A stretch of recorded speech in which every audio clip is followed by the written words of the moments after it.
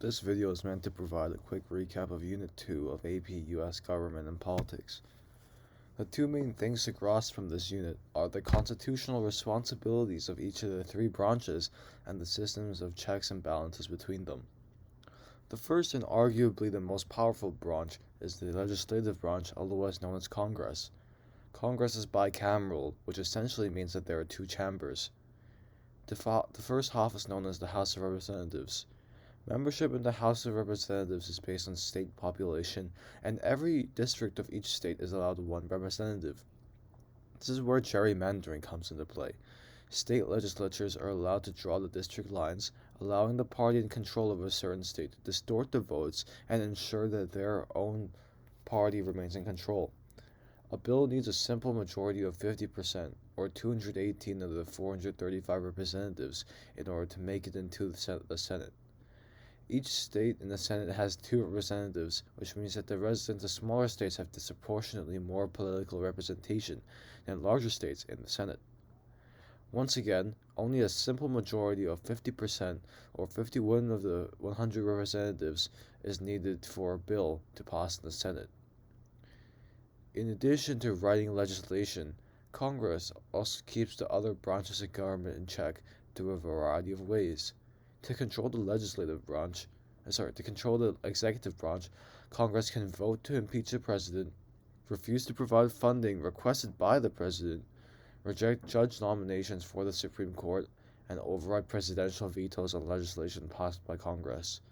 To control the Supreme Court, Congress can vote to impeach judges and propose amendments to essentially get around judicial decisions. One thing to note about the bicameral system is that it causes Congress to become more inefficient. Increasing the number of representatives involved naturally decreases the chances of coming to a consensus, making it difficult for Congress to actually pass anything. This can be a good thing, however, as only the best laws that help the people the most will be able to make it out of Congress. The second branch of government is the executive branch.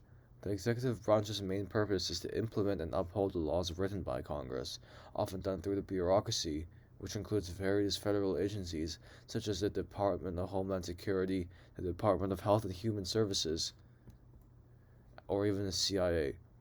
In addition, the head of the executive branch, the President of the United States, is also able to issue executive orders, which are essentially orders for an administrative agency to engage in or refrain from a certain course of action.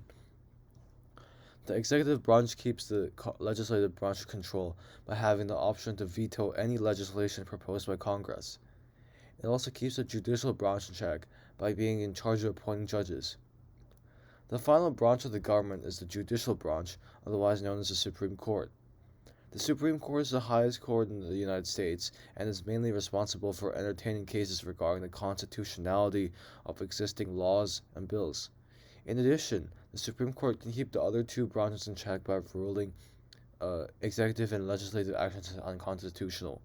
However, the Supreme Court doesn't actually have the ability to enforce its own rulings. It depends on the legislative branch and executive branch to actually do what it says. That concludes the video. I hope I was able to be of assistance to you.